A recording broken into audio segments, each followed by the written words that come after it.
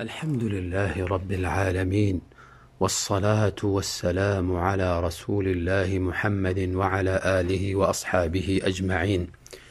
أما بعد، فعن عبد الله بن عمرو بن العاص وأبي هريرة وعائشة رضي الله عنهم قالوا: قال رسول الله صلى الله عليه وسلم: ويل للأعقاب من النار.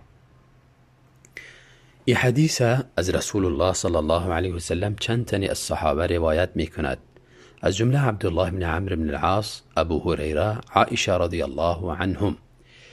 اینها فرمودند رسول الله صلی الله علیه و سلم گفتند: ویل للاعقاب من النار، ویل هلاکت باد، ویل عذابی از آتش جهنم باد.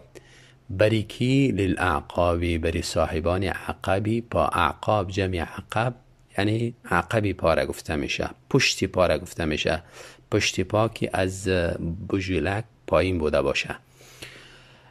این وعیدی سخت در چی صورت رسول الله صلی الله علیه وسلم ذکر کردن؟ در صورتی که انسان وضو میگیرد و پشت پای انسان از بی توجهی انسان بعضی جاهاش خشک باقی میماند. پس انسان در وضوی خود اهتمامی خاصی داشته باشه و وضو را به طریقه درست انجام بدهد تا اینکه هیچ عضو از انسان و هیچ جای از انسان خشک باقی نماند، تا اینکه این وعیدی سخت رسول الله صلی الله علیه وسلم در حقش ذکر کرده مستحق نشود. از حدیثی را دانسته میشه که شستن پا واجب است، فرض است. تا با وقتی که انسان پای خود نشود وضوش اصلا درست نمیشه. به یک باقی ماندن عضو یا جای مخصوصی در پا اینقدر وعیدی سخت ذکر کردن رسول الله صلی الله علیه وسلم. اما کامل پا را وقتی که انسان نشوید خب باز بالاتر از این وعید است.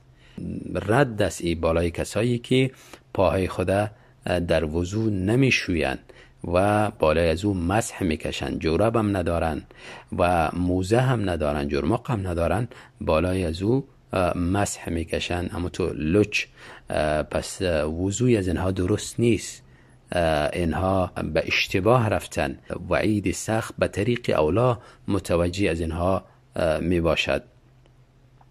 پس انسان وضوی خدا اهتمام بدهد و نهایت کوشش کند هیچ عضوی از انسان خشک باقی نماند.